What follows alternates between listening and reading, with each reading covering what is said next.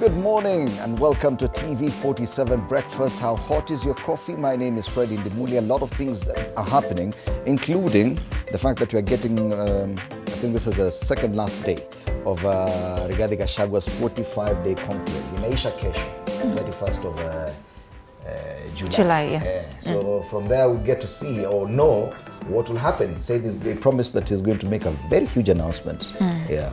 Meanwhile, Edwin Sifuna's political rise continues to make headlines, and we'll be looking at that, of course.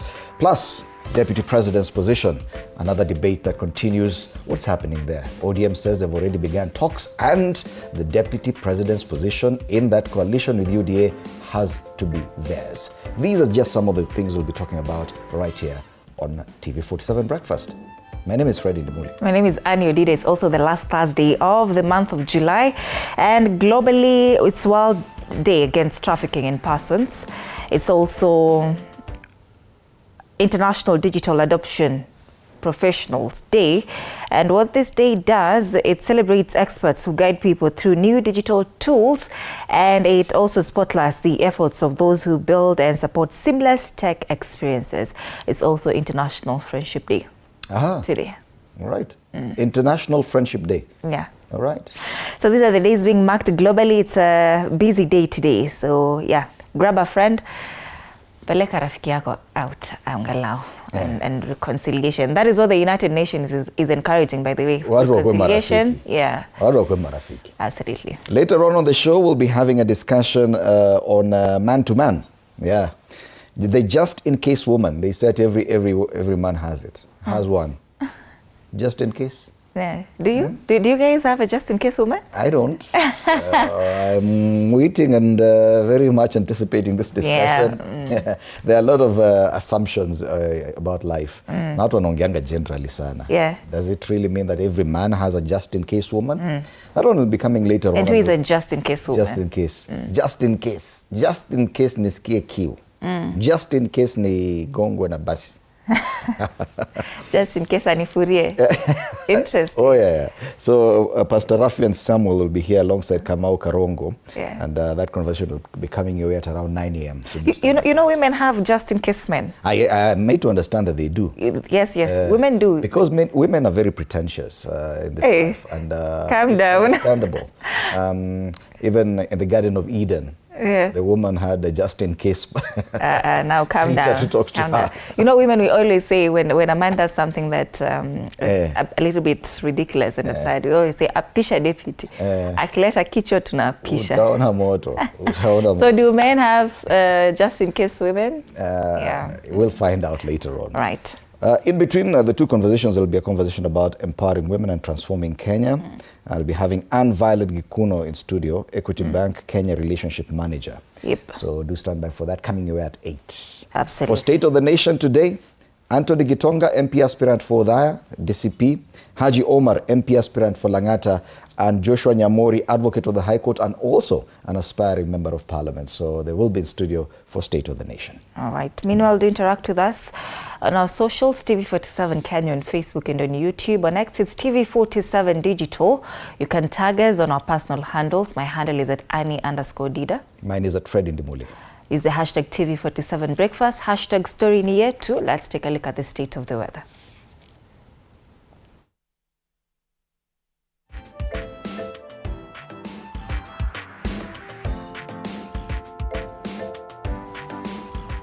All right, it's a mostly cloudy day today in Machakos County, 14 degrees this morning, highs of 22 degrees.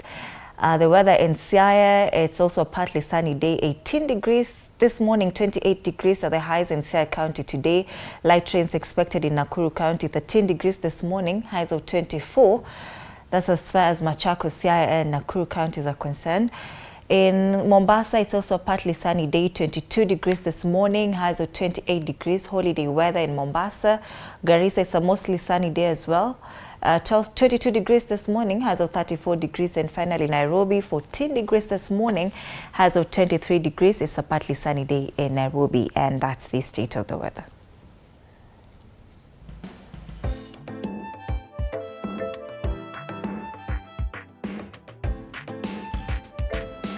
Because the weather in Garissa and Mombasa almost the same. Why didn't you say that Garissa is holiday weather? Where's uende Garissa jione? You know Mombasa, at least you'll be somewhere by the beach. Yeah, you'll be somewhere by the beach. In Garissa? Utaenda hapo Tana River. The river passes there. So unaingia hapo. Plus, in Nairobi, it's quite chilly this morning. It doesn't feel like 14 degrees. But anyway, let's get some morning inspiration. The quote of the day.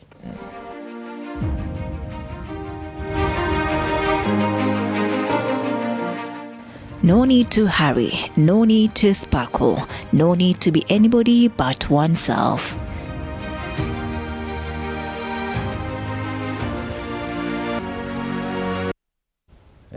No need to be anyone else but yourself. Yeah. Why would I be anyone else? There's only one Fred Indimuli, the one and only, you know? The guy who feels hot even when it's cold. Let's come back and take a look at the local dailies and regional dailies in depth.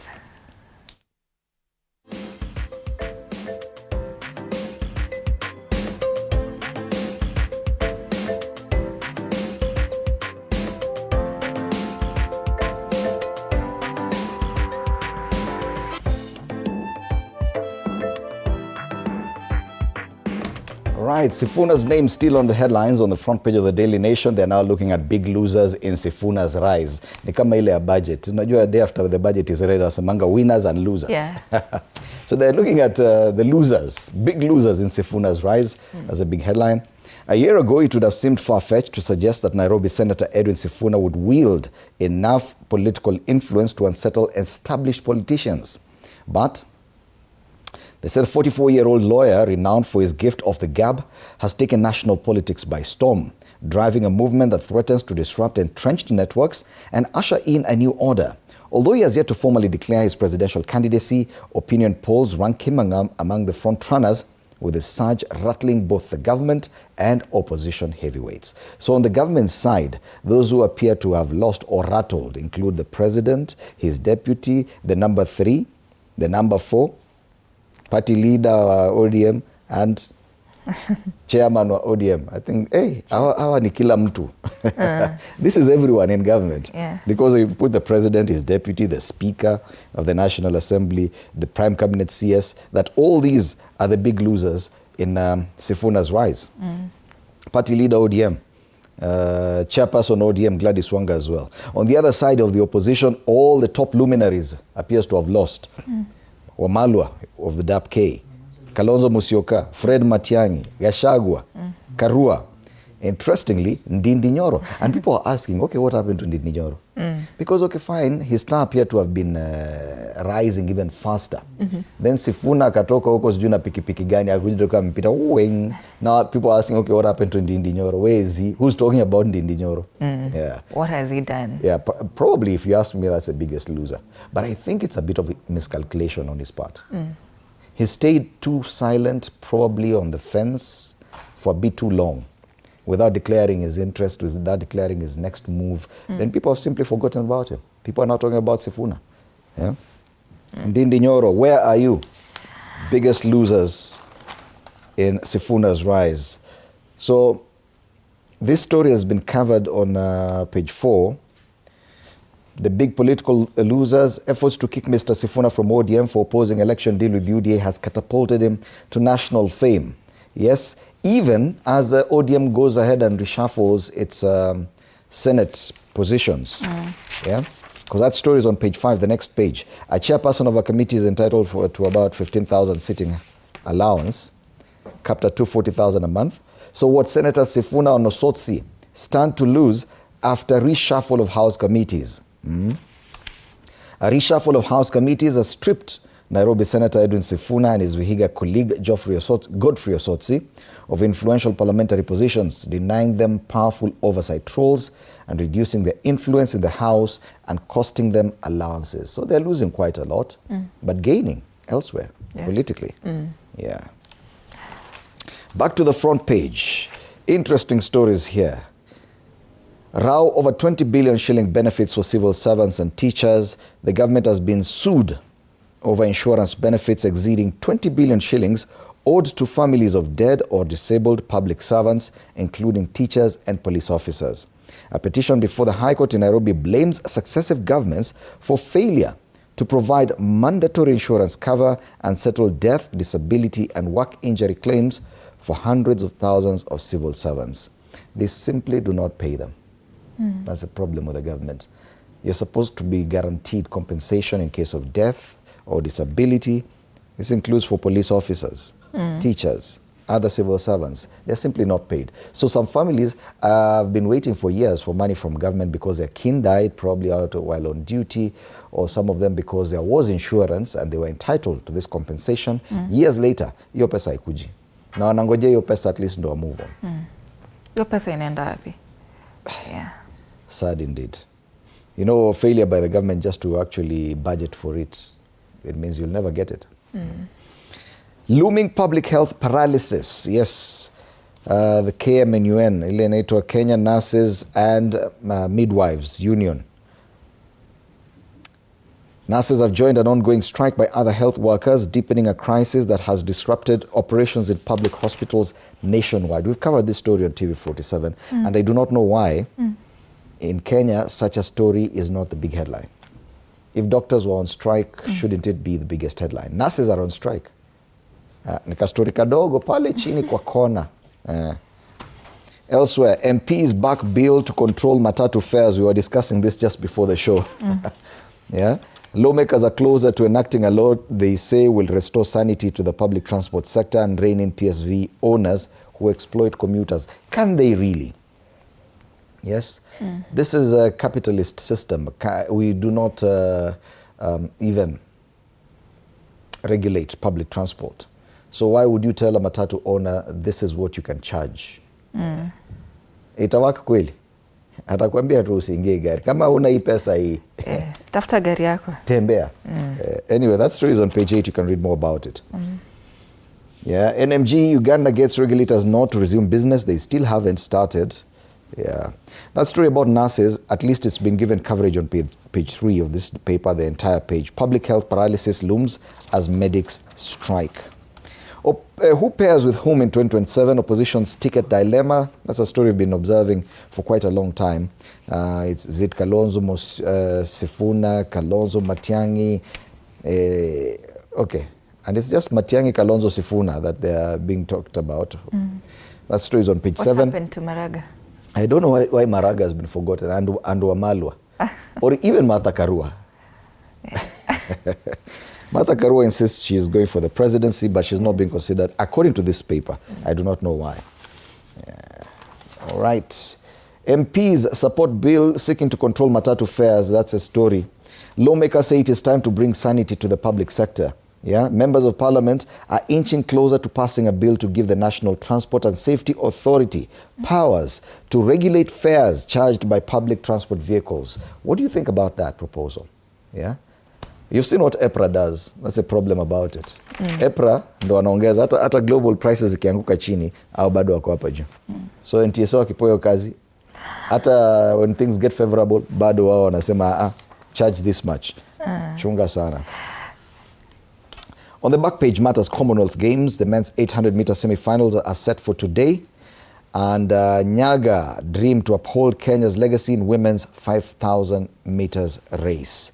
You remember WAFCON? WAFCON are supposed to be playing today. The Kenyan team, Starlets seek redemption against physical Senegal. That game to be played today. After that 4-0 drubbing by Morocco, Senegal is next tonight. That's the Daily Nation today. All right, Taifa Leo, Sifuna is still the main story here. Ndio kwa main headline katika kurasa mbele ya gazeti hili. Sifuna aharibu hesabu.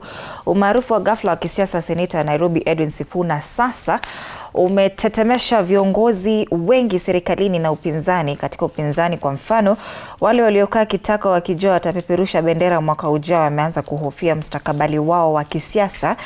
Wanaotajwa kuathirika ni pamoja na kinara wa Wiper Kalonzo Musyoka, naibu kiongozi wa Jubilee Fred Matiang'i, mkuu wa mawaziri Musalia Mudavadi aliyekuwa naibu rais Rigathi Gachagua, Eugene Wamalwa, Speaker Moses Wetangula, Martha Karua miongoni mwa wengine. Seneta Nairobi alazimu vigogo wa kisiasa kupangua mikakati huku baadhi wakimtaja moto wa karatasi. Ni habari katika ukurasa wa pili. Hao wenye wanamuita moto ya karatasi ni wale wanamuogopa zaidi. You know, when you want to dismiss someone.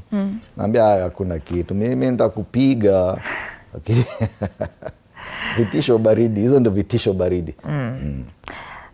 That is a story on page 2. Vidokezo zaidi, huenda NTSA ikadhibiti nauli nchini.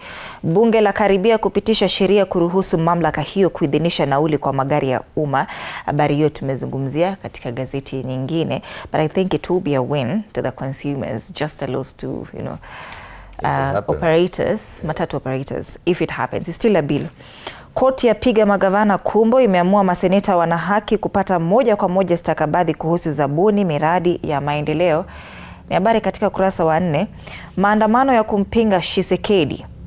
Maelfu waandamana Goma na Bukavu DRC kupinga kiongozi huyo kubadilisha katiba awanie urais tena.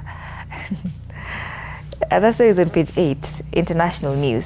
Hospitali nchini kulemazwa, wauguzi wakianza mgomo. Habari hiyo pia tumezungumzia, ni habari katika ukurasa wa 3 wa gazeti la Taifa Leo. Kule juu on the top strip, dakika za mwisho za afisa aliyejiua. Familia na polisi wenzake Bosibori wajiuliza maswali kuhusu kifo chake cha ghafla. Na FIFA motoni kuhusu hisa za World Cup. Imekosolewa kwa kupanga kuanzisha shirika la kusimamia kombe la dunia. Gazeti la Taifa Leo. Alright, kutoka kwa gazeti la Taifa Leo, let's take a look at the Standard. Hidden hand and a cold shoulder. They're still talking about the position of Deputy President. Deputy President Kithure Kindiki's political fortunes appear to be unraveling with startling speed. Once projecting authority as President William Ruto's trusted lieutenant, he now finds himself isolated, undermined, and stripped of key responsibilities as rival SACCO. But he insists nothing has changed. Yet the loudest statement is not coming from his critics, but from President Ruto's silence. As his deputy comes under political assault, Ruto has neither defended nor reassured him, fueling speculation that Kindiki has been left to fend for himself, even as ODM Deputy Leader Wycliffe Oparanya's influence steadily grows. That story is on page 4. And I've seen government bloggers now running wild on social media. Jana, there was a meeting, a very serious meeting, I think a security or cabinet meeting at State House. So the photographers looked for any photo where the president was with his deputy. Kuna mmoja wamepigwa picha wamesimama mahali wakiongea and the deputy is carrying files and talking to his boss.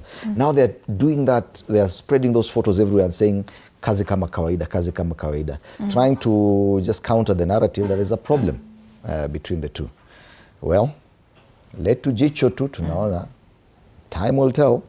So they have images there of President William Ruto feeding cake to the ODM party leader, the deputy president there, and the ODM, the gentleman who has been proposed as a possible running mate for President Ruto come 2027, Wycliffe Oparanya.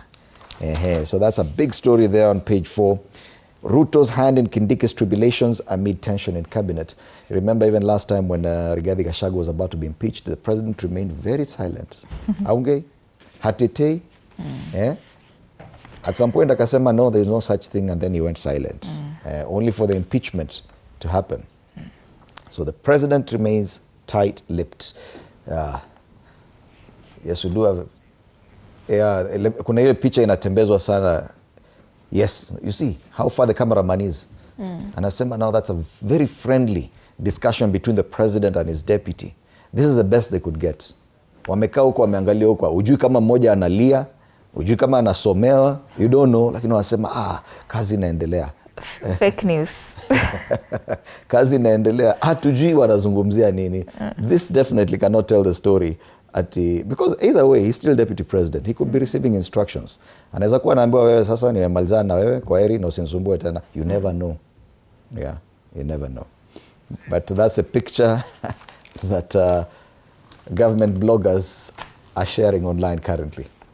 All right, let's move on to other stories. At least the Standard is talking about drought on page 2 and 3. How climate-smart farming is making Taita a rice powerhouse. Drought bites as state steps up water projects at the coast. And this El Nino warning. Crop failure now, El Nino follows.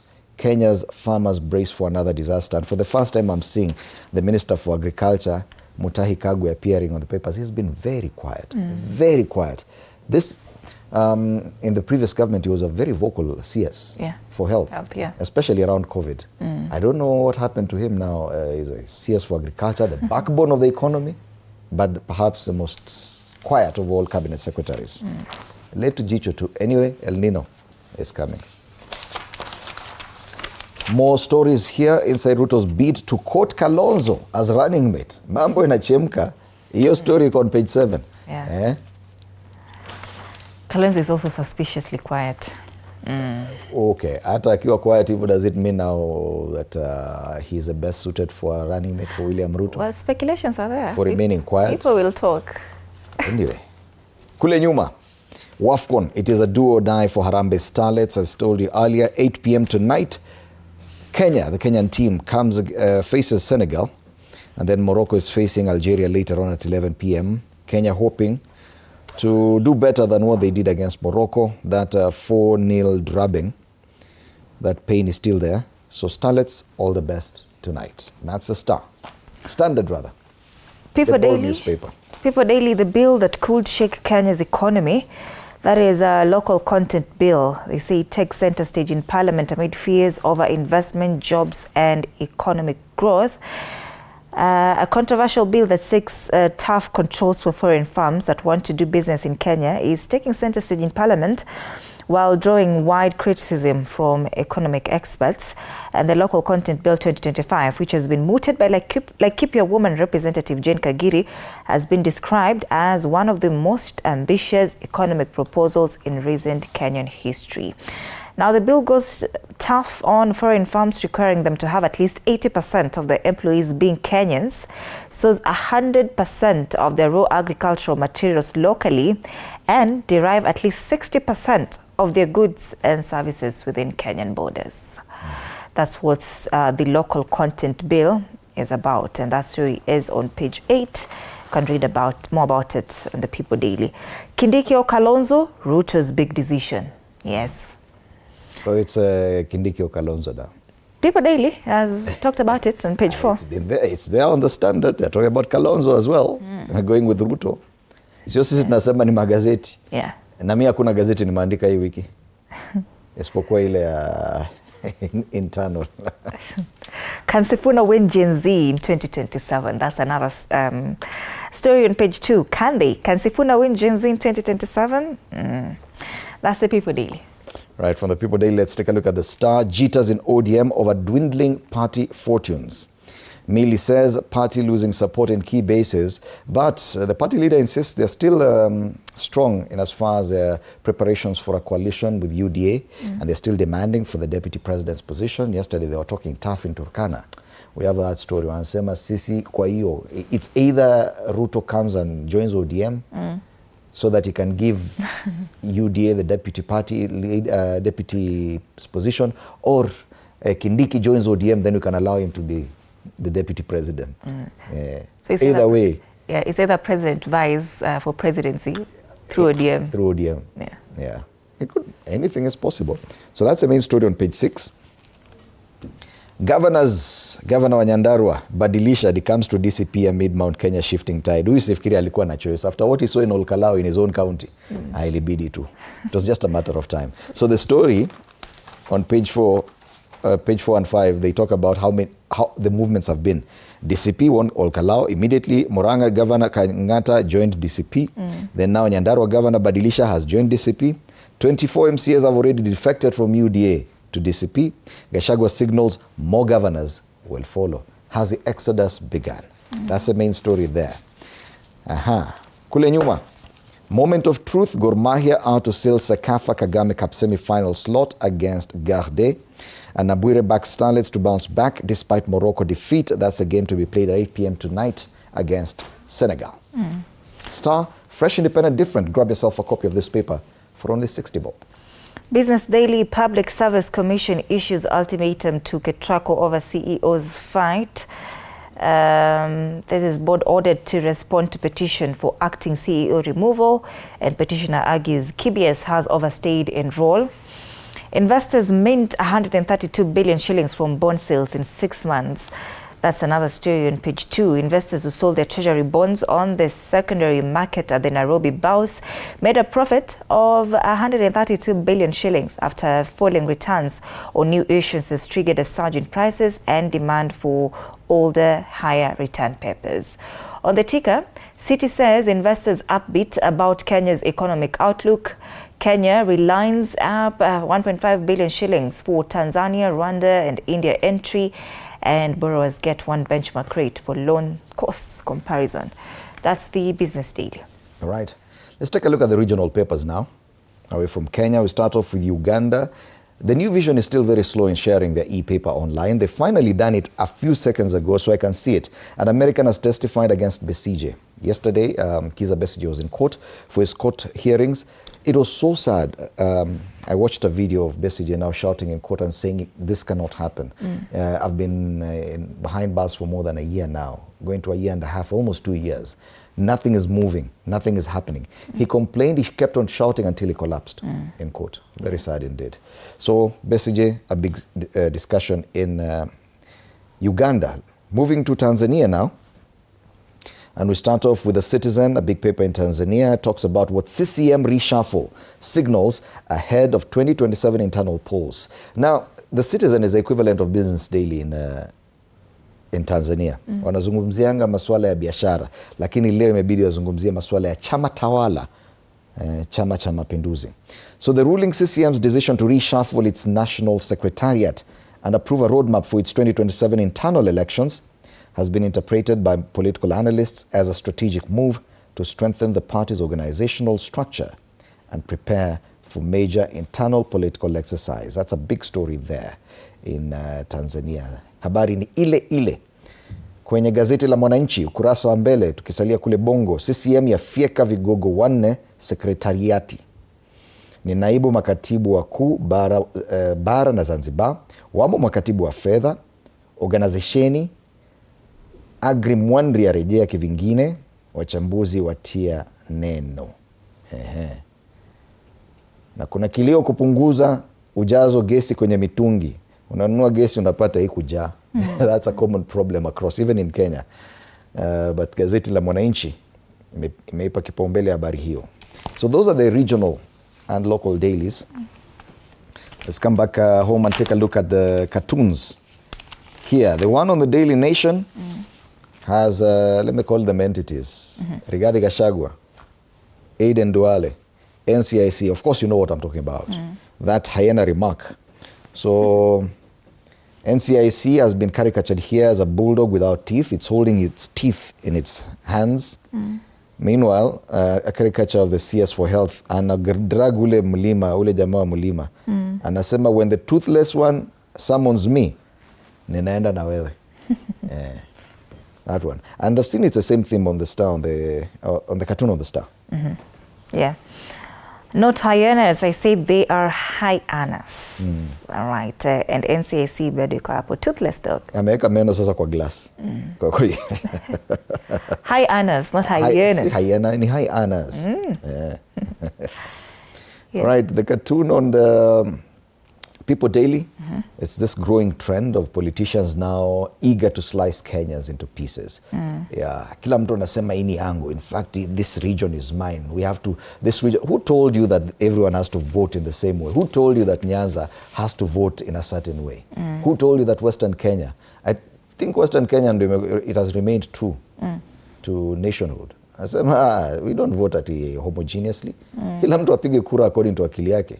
Alafu tunaita elusive Luya unity. Wacha ibaki hivyo elusive. Mount Kenya, politicians now, ethnicity, everyone eager to cut Kenya into slices. All right, the one on the Standard talks about the Commonwealth Games in Glasgow. I think it's in Scotland. Yes. And you can see it's the 3,000 meters steeplechase final, which it was held on Monday, the 27th. It's concluding on August 1st. That will be on Saturday, yeah. So we see 254 kama kawaida.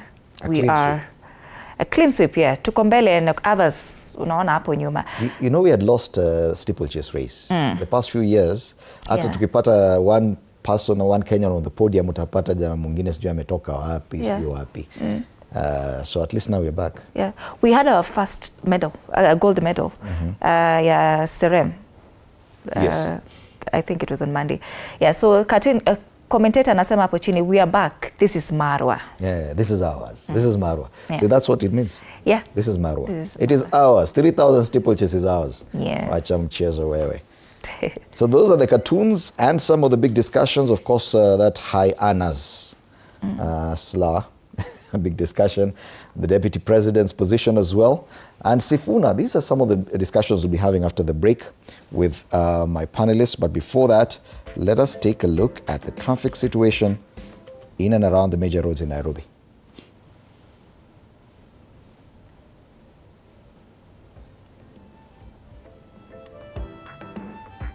So this is how the roads look like this morning. I'm looking at Eastern Bypass building up around Utawala, but interestingly, after Utawala, as you're heading towards the airport, it eases off, only building up again after the Outer Ring Road interchange. So not so bad today along the stretch of Eastern Bypass heading towards the airport. Jogoo Road, even Jogoo Road today, kwani what is happening? Traffic today is a bit abnormal. Not much traffic, even that stretch ya Makadara. It's fast-moving traffic. Even at the City Stadium roundabout, nothing much to report. A bit of traffic once you get into town along Haile Selassie Avenue, between Railways roundabout and the Landis Road roundabout. On Thika Road, Thika Road now sasa ndio inasema Thika Road imesema rudi hapa sasa. Thika Road unaanza vizuri kuanzia Ruai heading towards town. A bit of traffic at Githurai, a bit of traffic pale karibu Kasarani. But after that, hey, at Kasarani, all the way to past Garden City Mall. Naambiwa ati ni kama wamelipwa. Wamejaza magari yao yote hapo, a long stretch of red, all the way from Kasarani to past closer to actually Allsops interchange.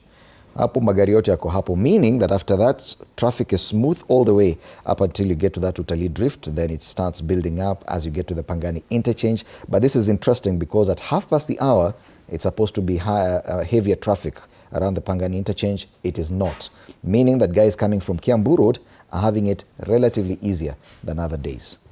Mombasa Road all the way from the airport into the CBD, not bad at all, green. And Wayakiwe too, heading towards the CBD, is smooth. The western side of town, not looking bad at all, nothing to report from that end. That's the traffic situation this morning on the major highways in Nairobi. All right.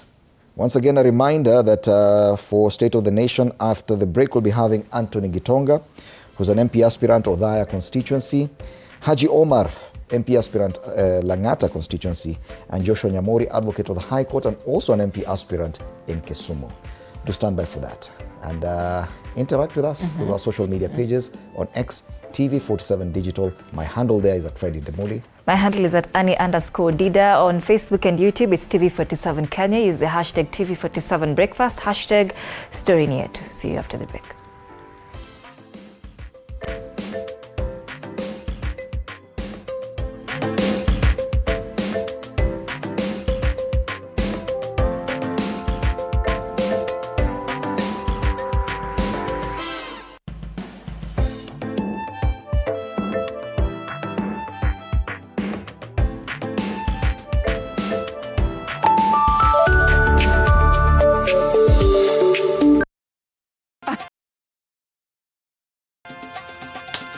Habari yako? Sintalipa kesho. Kesho gani when? Si kesho as in kesho ya tomorrow. Hiyo tena. Mzee ni budi nikamchoka. Ni budi ni madeni.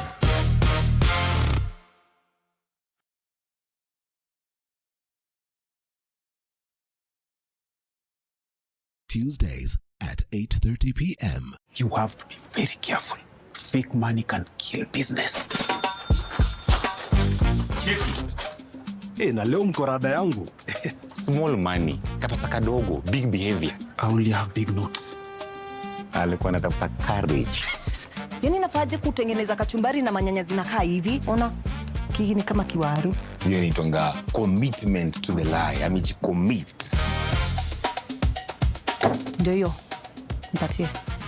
Unajua kama una mtu kitu, hata tu salamu ya kawaida inakaa kama reminder. Habari yako?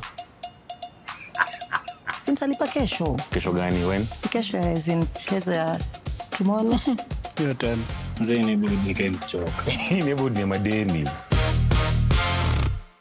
Tuesdays at 8:30 p.m. on TV 47. Sundays at 8:30 p.m. Good morning. You have my rent? Leo jioni kama tutakuwa tumelipa rent, nauza hii simu yako. Hamna pesa. I need 3 G's to make my nails today. Sasa hivi natuhusu aje? Can I order now? Do you ship? Can I get blinking ones? Mimi nilikuwa na trade. Nimewekelea kitele yangu. Kitele yangu na trade. Ikikunywa maji. Oh my God. He left me. Nitumie ni line. Uko nje kuna wifi. Why? Hi-Fi? Wait, so what do we call this dish again? I have no idea. The cucumbers are there specifically for my beauty routine. Tamulini kero umeka kwa beauty product. Na ameenda. Tunafaa tukuwe na logo yetu. Like, si ni brand already. You won't entertain divas. No. I'm not dealing with a man child. Amazing. Nishapenda hii energy. Sundays at 8:30 p.m. on TV 47. Saturday at 8:30 p.m. My father used to tell me that our hotel is the home for travelers. I guess I forgot that. Recently, it's been more of a mirror of my own ambition. Booyah! We might fail. We will probably fail, but not for a lack of trying. So for the last time, and the first time, welcome to Connect In, the best experience in Eastern Central Africa and its environs. Saturday at 8:30 p.m. on TV 47. Wednesdays at 8:30 p.m. This is a very serious place. I see that. Surely. Hey, nyumba. This is the place. Just for a few days. Rule number 2. Kwani bubu linajua maisha yangu wewe? That's my seat. It's a chair. It was hers. You're new here? Yes. You learned the rhythm. This place is run by structure. Structure. It is a system. Ni venye tu ni system iskizi. And what happens if something you haven't chosen enters your day? Then you move it. That's not always going to be possible here. Then you are going to have a problem. Noted. What are you planning? To escape from a resort? This is not a resort, my friend. This is a storage. Wednesdays at 8:30 p.m. on TV 47. I just want to be in the zone.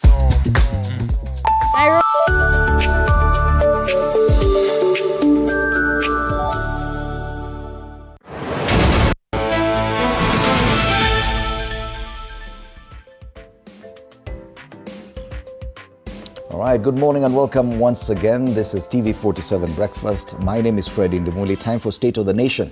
A quick look at the big headlines today. And Sifuna's rise continues to be documented on the front pages today on both the Daily Nation and Taifa Leo. That's a big story. Big losers in Sifuna's rise. That's a big headline on the front page of the Daily Nation. Sifuna aharibu hesabu. Habari kuu kwenye ukurasa wa mbele wa gazeti la Taifa Leo. All right, we're privileged to have in studio one person who accompanied Edwin Sifuna on the rallies in Trans Nzoia and Bungoma counties at the weekend. Haji Omar, MP aspirant Langata, it's good to have you back in studio after a short break. Thank you so much, Fred. Karibu sana. Salama sana. How was the feeling at the weekend when you accompanied Sifuna and the rest to Western Kenya? Asante sana Fred. Kwanza nianze kusema mimi ni Sifuna. Mimi ni Sifuna na kusema ukweli I've been in this movement from day one, you know, back all the way in Kitangela. I've been following the movement and it's really impressive how the movement has really grown. And it's amazing, to be honest, and incredible how the growth is so exponential. And the love wherever we are going, watu wanasema wao ni Sifuna, unaona? So to be honest, it was a really great experience now going back to where he comes from. Watu walimpokea na mapenzi sana. Kitale was really big, and I was wondering now how would Bungoma be, and I was really surprised at how massive it was, you know, like we left Bungoma leaving it like a party there, you know, it's like Sifuna shaapishwa kwa president, umeelewa? So yani barabara zote za Bungoma zilijaa. So to be honest, watu walikesha, the people who hugged the tree 24 hours before even seeing Sifuna, hawakuachilia mpaka ya kuje. So to be honest, the love was there. The leaders came in very strongly. Tulikuwa na support kutoka James Orengo, Babu Owino, you know, Osotsi, and all these other big leaders who have started with Linda Mwananchi, and the others who have really joined. Even we had Kawira Mwangaza from Meru joining in as well. So, you know, even we had George Natembea joining in as well. So to be honest, we are finding that the movement is really gaining traction and support from each and everywhere. Like it's carrying the spirit of ODM that, you know, that has always been there. So I feel like it was really massive. We did a lot of stops in between small towns. Every small town walifunga barabara, wakasema lazima waone Sifuna. Hawataki gari pite bila wamuone Sifuna.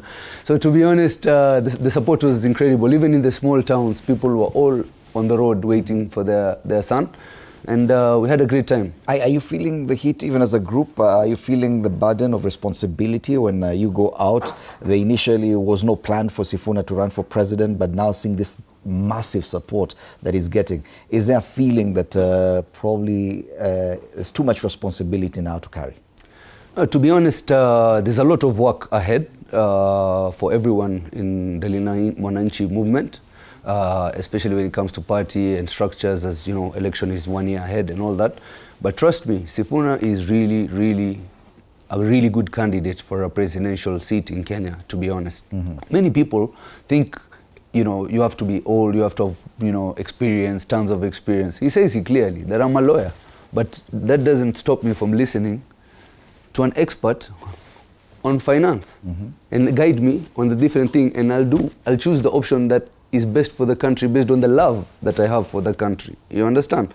So to be honest, you just need somebody who really cares for the people, who can listen to the people, who can care for the people and take action according to that. So I feel the guy is ready for it, and he's not intimidated by it. I'm sure that he's really surprised and also at the same time happy about the support he's getting from the ground.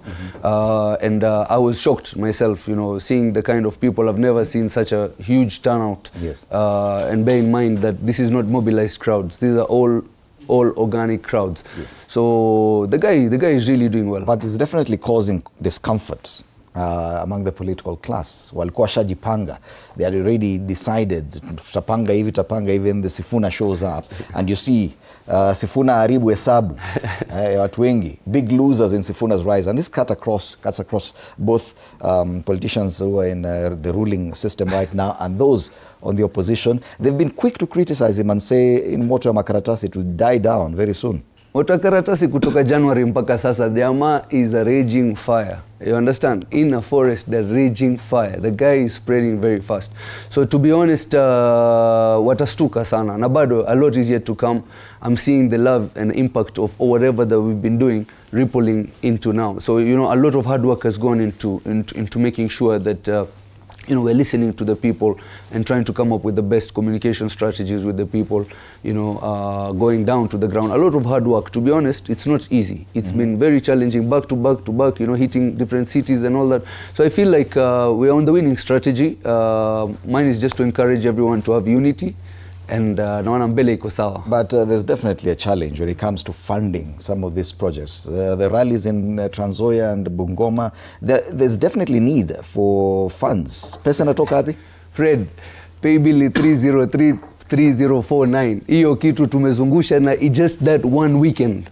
6 million shillings was raised. 6 million shillings. Ushai kuona rally, watu wanatoa pesa wanapatia presidential candidate. 50 bob, 100 bob, 10 bob. Na unaelewa watu wanajitolea tu kivyao. Yani hata utaona yenyewe amejitolea labda ni hiyo tu ilikuwa kwa mfuko kusema ukweli na amepea Sifuna. So I think like you don't need money basically to win an election. You just need people's support and their vote to win an election. So I feel like of course mobilization and everything, it costs money, transportation, the security and all that, but in every rally it's about 2 million shillings spent. And we've raised 6 million from that rally, so that's now we have extra for the next Homa Bay rally coming up on the 9th and possibly even another rally already. So as we keep going, so long as our process flow doesn't get interrupted and we keep doing what we're doing all the way till election, and we're supported by the public as well, in terms of making sure everything is going well, and we are putting good leadership ahead. Trust me, watu wamechoka, watu wako tayari, watu wakienda mahali wengine watu wanasema tunataka pay bill. Tunataka pay bill. Allow me to welcome Anthony Gitonga to the panel. Gitonga is an MP aspirant of the constituency. Karibu sana. Asante sana. Good morning. We're just looking at good morning. We're looking at the headlines today, and Sifuna's name refuses to leave the front pages. Big losers in Sifuna's rise, and on the government side they put the president, his deputy, the Speaker of the National Assembly, Prime Cabinet Secretary, leader of ODM, chairperson of ODM. All are big losers. Yeah. On the other side, it is all the luminaries of the United Alternative Government. Yeah. It is Kalonzo, Wamalwa, Matiang'i, Gachagua, Karua, interestingly even Ndindi Nyoro as a loser with the Sifuna's rise. Sifuna ameharibu hesabu. Ndo anasema kwenye ukurasa wa mbele wa Taifa Leo. Unakubaliana? Do you agree that yes, the rise of Sifuna is causing a rethink of the entire political landscape? Yes, good morning and thanks for having me. I think it is, and it's a very good thing to see. It's fresh breath into our politics. Of course, he's a threat, and we have many losers in government, as we can see. But when it comes to the opposition, there are two calibers of leaders in the opposition. There are those who believe that they would want to run for presidency. Even some of them launched their bids. But there are those who believe that it's time for us to rescue our country. It's time for us to work together for a better Kenya. So for those who really have already positioned themselves as presidential candidates, those could be losers already. But those who believe that it's time for us to work together for a better Kenya, I don't think they are losers. Those are really... I think it's a plus into the United Alternative government, because at the end of the day, 1 + 1 is 2. We have seen Sifuna, mobilizing very good numbers, which is really good, because at the end of the day, we need masses, we need numbers, we need votes to be able to change this regime into a better Lakini ukiangalia gazeti la Taifa Leo sema Sifuna koroga maji. I've seen very interesting headlines about what's happening even to some of the candidates who had appeared to be preferred in the United Alternative Government. I think it's on the Standard page that now we are seeing inside Ruto's bid to court Kalonzo as running mate. Kalonzo is one of those people who has been listed here on the front page as one of the big losers. He had been touted as a possible candidate for the United Alternative Government. Does this have anything to do with the Sifuna's rise, that now even the main candidates are feeling, I need to recalculate? All the main candidates who had positioned themselves, to be president 2027 must rethink, because the Sifuna wave is a wave that nobody saw, which is good, because at the end of the day we need change, we need fresh breath into our politics, so everybody must think about it. But like I have said, if the objective is really to change our country, if the objective is to take our country to the next level, it doesn't matter who becomes president, Fred, because at the end of the day it's about teamwork. And governments are big, everybody can be able to get an opportunity to serve. But yes, everybody is back to the drawing board to see how they have to work with Sifuna and Linda Mwananchi, because this is an idea that you cannot wish away so easily. And especially the fact that, the organic crowds, we have seen the young people really also resonating with, the slogan and the idea of Mimi ni Sifuna. We can do things differently, including the campaign. We have seen in many other countries in the US, and in Europe, that it is actually the electorate who support the candidates. They fund them. They give them vehicles. And that concept is also coming here, which is good because at the end of the day, you know, these candidates who believe that you need to have all the money to run a presidential candidate, that this is an idea that now is being demystified by the Sifuna wave. Yes, and of course the status quo has been rattled. The political elite are not happy with this. Yes, and the big losers is government. Most of them are dismissing Sifuna kama moto ya makaratasi. Do you think they're right, or is just panic? It's panic and living in denial. I wouldn't want to say that the Sifuna idea is something we cannot wish away so easily, right? We must all come to that realization. We have seen, you know, when we have these rallies from Kitengela to Western Kenya, everywhere, it is very organic, and people start to believe that this is a leader that we can also trust. This is a leader that we'd wanted to see holding a very senior position in government. Yeah, but the good thing is the collaboration between Linda Mwananchi and United Alternative Government to be able to form a very formidable and strong force that can be able to battle the current government at the ballot. All right. Yeah. Allow me to welcome Wakili Joshua Nyamori into the panel. Good morning, Wakili. Karibu Good morning, sana. Fred. I apologize for being late. Yeah, Wakili is also an aspiring member of the... I'm running for Kisumu Central. Kisumu Central. I'm the next Kisumu Central MP. MP, oh yeah. So yes, at least all these are aspiring MPs. And we're just considering Sifuna's rise because it remains on the front pages today. Sifuna aharibu hesabu, kurasa wa mbele wa Taifa Leo, and the big losers in Sifuna's rise. Many critics are dismissing Sifuna, somebody moto ya makaratasi, something that will fizzle out within the next few weeks. But they've been saying this for months. Do you still believe this is something that will fizzle out in a few months? I was looking at the headlines and I think it is confusing visibility with inevitability. And so that if somebody is in the headlines, and the headlines looks clearly choreographed, if you've you know, looked at the headlines as they are, before Sifuna rise, they were, you know, propping up Babu. Then all of a sudden, Babu was pushed to the back burner, and Sifuna made the main character in this, you know, media theater that we are now used to.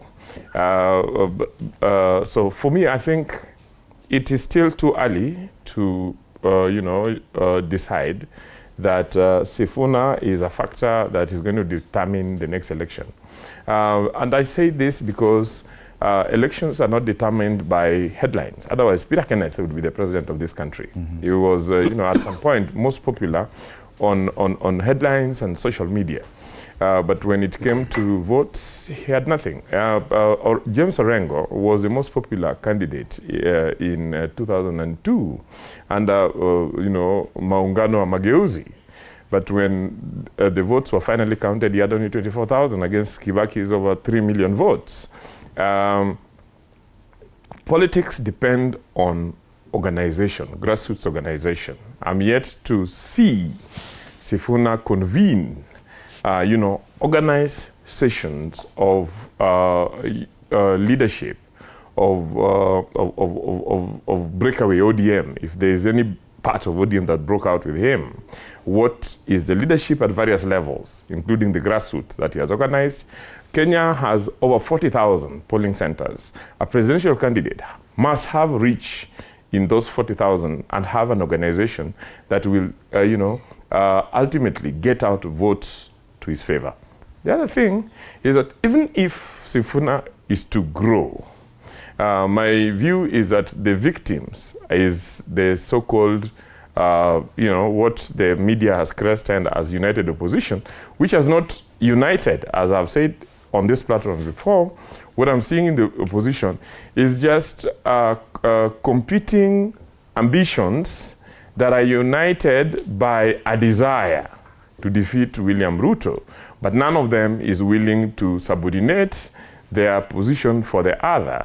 The question is, who is going to subordinate his position for Sifuna? But at any point when Sifuna grows, the losers will be Kalonzo Musyoka, will be Gachagua, will be Matiang'i, and all the other candidates in the opposition. So William Ruto remains standing steady as the only, candidate in this election who has, a national coalition to his side that has structures. Both the parties UDA and ODM have structures across the 40,000. Yeah. He remains the only candidate with a governing principle and with a national messaging that actually takes him forward.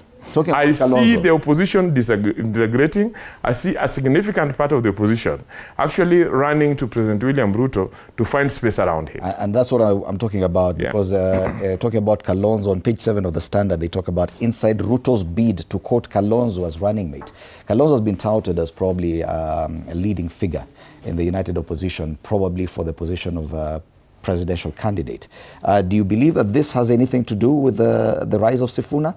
That they feel uncomfortable in the united opposition because of Sifuna's rise, and they could find shelter elsewhere?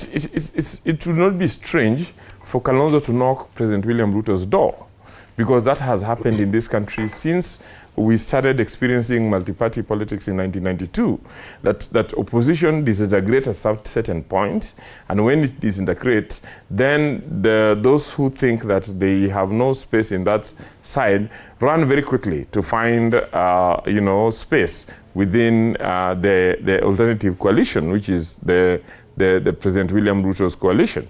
So there's a lot of activity in the opposition. And this activity is not an activity of coalition building. Rather, it is an activity of various people, exercising their muscles in their areas or perceived areas of strength. So that Sifuna runs to Bungoma, running back to my village to try and show strength in Bungoma. Rigathi Gachagua constantly says the mountain belongs to me. And no one should touch the mountain without talking to me.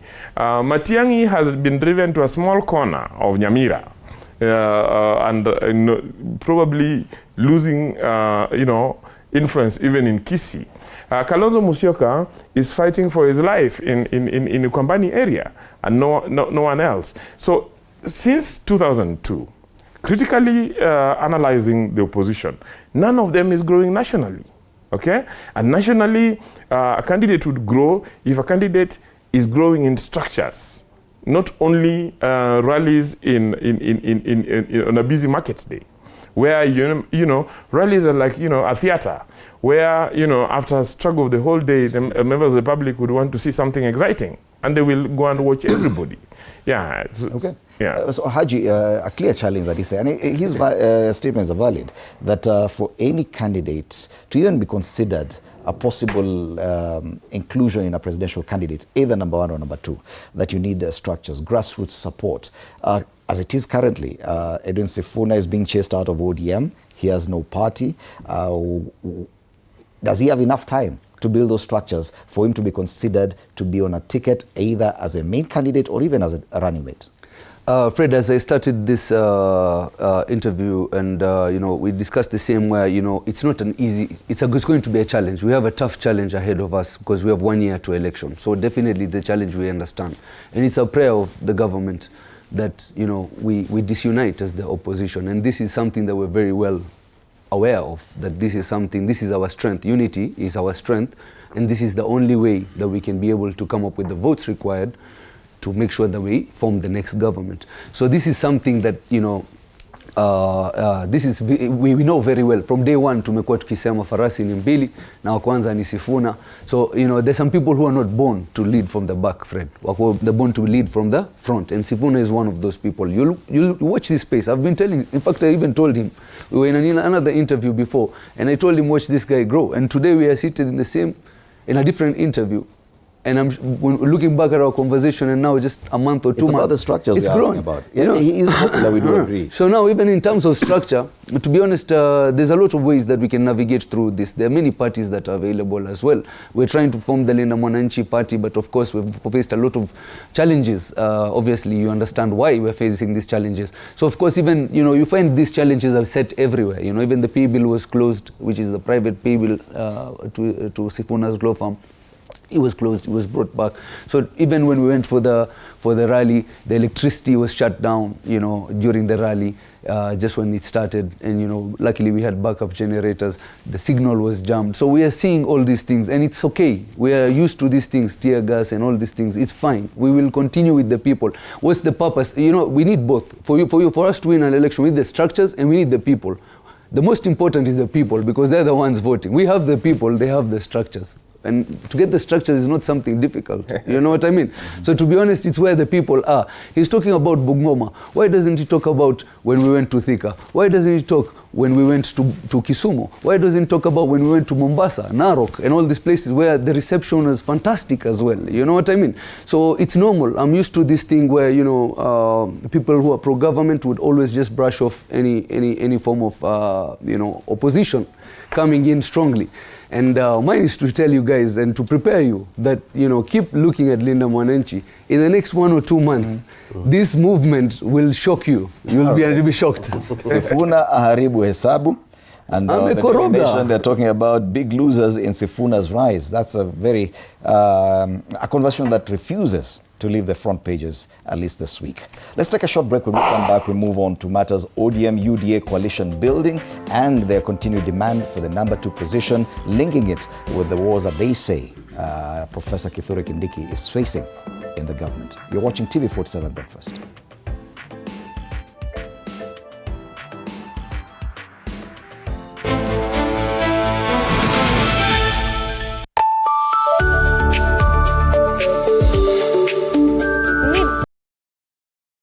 They do the scammers. Link Up, we are talking about something that's affecting all of us. We are talking trust. We're diving into the campus life.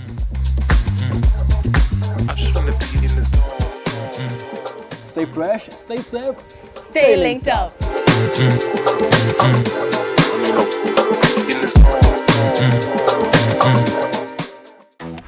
My father used to tell me that a hotel is the home for travelers. I guess I forgot that. Recently, it's been more of a mirror of my own ambition.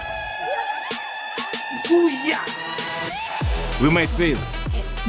We will probably fail, but not for a lack of trying. So for the last time, and the first time, welcome to Connect In, the best experience in Eastern Central Africa and its environment.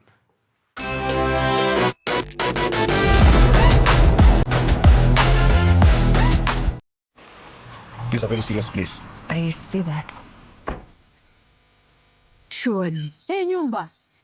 This is the place. Just for a few days. Rule number 2. Kwani Google inajua maisha yangu wewe? That's my seat. It's a chair. It was hers. You know here? Yes. You learned the rhythm. This place is run by structure. Structure. It is a system. Ni venye tu ni system haisikizi. And what happens if something you haven't chosen enters your day? I remove it. That's not always going to be possible here. Then you are going to have a problem. Noted. What are you planning? To escape from a resort? This is not a resort, my friend. This is a storage.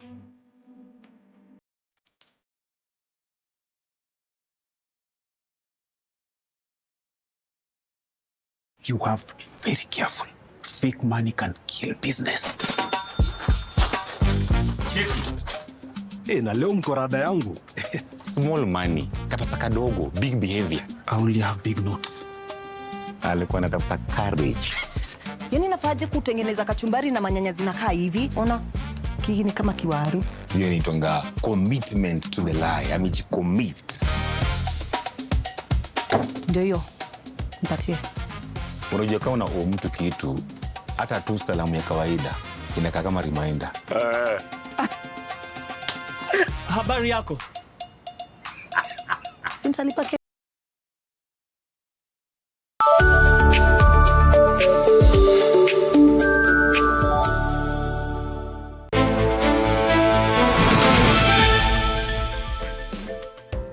How are you?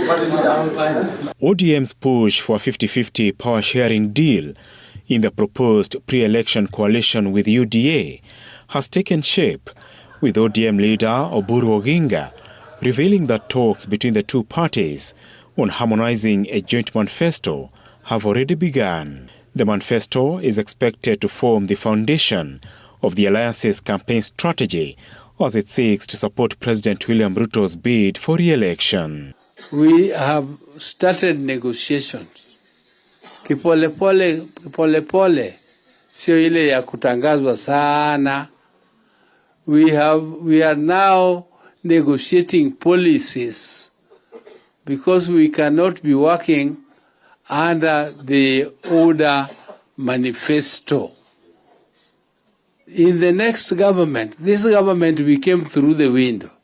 The next government where we want to come through the front door. The policies of ODM must be very clear and must be reflected in the manifesto of the next government. Speaking during the reception of new party aspirants in Turkana County, Oburu said the discussions mark the first step towards ensuring ODM secures an equal share in government. He also sought to reassure party supporters who fear ODM could lose its identity in a broader coalition arrangement. We are not going to allow our party to be swallowed. Our party will be distinct. We shall continue to be one as ODM, and we shall come out of this affair much stronger than what we were. Political tensions within the broad-based government continue to rise, with ODM pushing for greater influence, including the deputy president's slot, currently held by Kithure Kindiki. The party has suggested that Kindiki would need to align himself with ODM to safeguard his political future within the coalition arrangement. Unless Mheshimiwa Ruto aamue asiwe candidate wa UDA akwe wa ODM, ndio tutaweza waachia udeputy. Ama Kindiki aamue awachane na mambo ya UDA ingie ODM, ndio tutaweza achia yeye udeputy. Lakini as long as wote ni UDA, mmoja lazima atabaki, mwingine tunaenda naye. ODM is also pushing for the zoning of its traditional strongholds in the anticipated deal, seeking to prevent coalition partners from fielding competing candidates in areas considered party bases. And I want you people in Turkana to know that when we are going to negotiate now on a political platform, we are going to negotiate something called zoning. But that zoning, we are going to insist that Turkana is an ODM zone. Apul Kamau, TV47. Yes, definitely another discussion that has remained on the headlines and on the front pages of the dailies. Today, it is on the front page of the Standard. Hidden hand, Deputy President Kithure Kindiki's political fortunes appear to be unraveling with startling speed. Once projecting authority as President William Ruto's trusted lieutenant, he now finds himself isolated, undermined, and stripped of key responsibilities as rivals circle, including ODM. Yet the loudest statement is not coming from his critics, but from President Ruto's silence. Yes, so Kindiki has been left to fend for himself, even as ODM Deputy Leader Clifford Paranya's influence steadily grows. Now, this is the other side of the discussion that refuses to go away. Whoever will be number two. Yeah. And I know it is a similar conversation on the, in the side of the united opposition. But even in government, I think it's an even bigger discussion. We've seen headlines talking about Kithure Kindiki under siege, in trouble, on his way out, all those things. But it is definitely a conversation that we need to have now, because it will determine a lot of the political realignments. From an outsider looking in, we've seen also your party leader, because you are from the DCP party, calling on you, his allies, to stop criticizing Kindiki. Yeah. What is happening there? Do you see Kindiki surviving? Yeah. And being the running mates come 2027? That's a good question. First, I wanted to challenge some sentiments that came from the advocate, that the United Alternative Government is not united. We are very much united. We know how we are playing our cards. The rising of the Linda Mwananchi is really music to our ears, because it's really about the objective of, working together towards a better country. So we are not really disunited, as they want to put it. We are very much united. And the fact that the government could be quoting Kalonzo, maneno hayo si mageni, Fred. We have seen that again and again and again, but it will not work. All these leaders have given their commitments that we must work together. The primary objective is to work together for a better country. Number two, it is true that our good professor is living on borrowed time. His time is up in government, because, Fred, you realize that number two position, the deputy president position, is a very political position. It's about the numbers you're bringing on the table, all right? It's about the influence you have from the region that you represent. And that is why my party leader in 2022 was picked as the running mate for William Ruto, because he represented the numbers in the mountain. And Mount Kenya really brings in a lot of numbers in terms of votes. But you saw after bringing the numbers what happened to him. Now Professor does not and cannot be able to marshal the numbers from the mountain. The mountain is gone. The clearest indicator being the recent All-Kalau by-election. So the mountain is completely gone. So because he cannot bring the numbers from the mountain, then it means that somebody else has to be picked. And that is why then ODM becomes excited, because then they want that number two position. But it is not going to come easy, because, again, their regions have been fully invaded by Linda Mwananchi. All right? Nobody can bring any good numbers from Nyanza, because Linda Mwananchi is camping in Nyanza very well. We have Orengo, we have Babu Owino, who have, really shaken that political base. ODM cannot claim to bring Luo Nyanza as a region to the table for William Ruto. Same to Western, all right? Politically speaking, Mudavadi and Wetangula spent cartridges, so Western is also looking for new leaders, all right? And the new leaders we see there, you see the likes of Natembea, you see the likes of Sifuna, you see the likes of Eugene Wamalo, the leaders who represent the new wave, and people are resonating with that. We have seen that in the media. So again, President William Ruto is a man that is, perhaps is the man under siege, not even Kithure Kindiki, because he's wondering, where do I get the numbers? So number two is going to be a very difficult question for him, because it's about who really has the numbers to help me, put more numbers to win a presidential race. Okay. So Kithure Kindiki cannot get that position again. All right. Yeah. Wakili, let's see what ODM is trying to do. One, guarantee that Luo Nyanza is there through the party leader, and proposing someone from Western Kenya as a preferred running mate for President William Ruto. Definitely trying to do a balance that would be more beneficial to President William Ruto.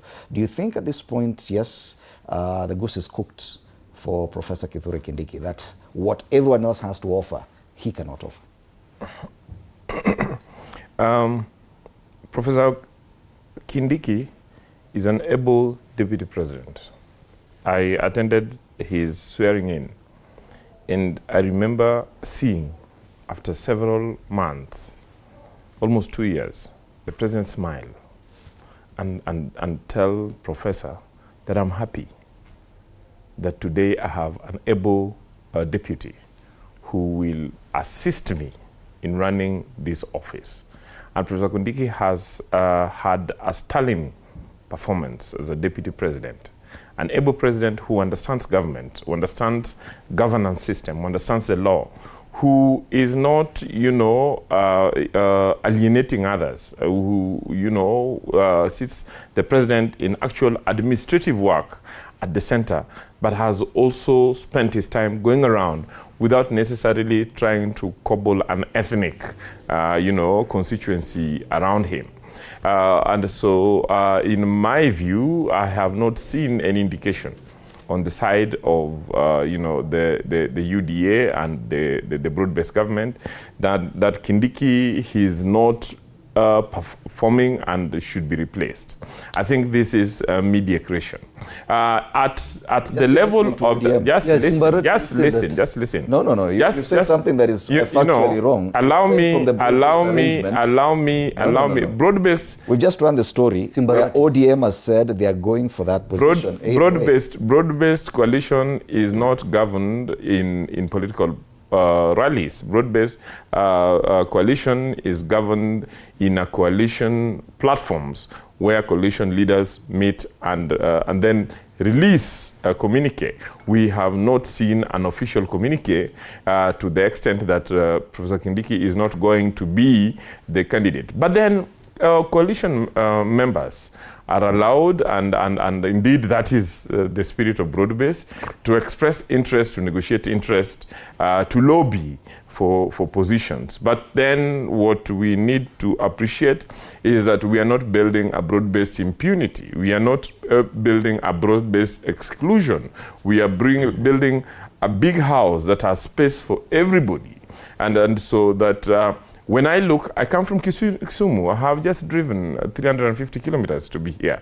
But then when I listen to the people of Kisumu Central, for instance, what they're talking about is they would want to continue seeing what they're seeing. They're not talking about a position. They're saying they're happy with the Narok to Kisumu SGR that is extending to Malaba, and they would want it completed. They are excited about the Rironi Mau Summit Road. They're excited about the affordable housing projects, over almost 30 billion worth of affordable housing projects that are going on around Kisumu County. They are very excited about the stadium, the markets that are coming up. And so when you go to the grassroots, all over the broad-based, pressings, we are interested in an arrangement that will ensure that the ongoing, spread of development all over the country, away from the traditional concentration of development in only one part of the country, continues. And this is not necessarily in positions. This is in terms of, if we are to talk about positions, then we are supposed to talk about functional positions, so that Kisumu will be asking, can we get a position that can influence roads, not necessarily a political office. Thank you. But you speak as an aspirant from the UDA party. Yes. Yes, you're going to vie on a UDA team. Yes. ODM expects something else. They're talking about 50-50 in that broad-based arrangement. There's also the problem of ensuring that Western Kenya remains in this broad-based arrangement. Are you saying that this political arithmetic does not count? I'm talking about the agreed principles of the coalition. And the principles is a broad-based, to build a broad-based system that is inclusive. And inclusion means that, ODM can and should run a candidate in Eldoret North, okay? And that UDA can and should run a candidate in Bondo, okay? And that when these candidates run in those places, they will be entrenching a principle that both parties agree on, and that principle is the principle of democracy. You just had the party leader talking about zoning. The same issue you're talking about. The principle, I'm talking about agreed principles. There could be posturing. And every politician, especially when speaking to their perceived bases, will always posture. And in posturing, the principles remain steady. We are guided by the principles. We should ignore what the party leader said on zoning, because that will form the base of the coalition discussion. I'm saying ultimately, what you should be keen about is that what are the principles that are agreed on? What is guiding the principle? ODM did not negotiate to get into the broad-based arrangement so that they do not grow, okay? And growing means that ODM can have a candidate in Eldoret North, okay? It's possible, yes. And UDA also did not and negotiate so as to contract. It negotiated for possibility of growth. Okay. And when I talk about growth, there is also possibility of fusion.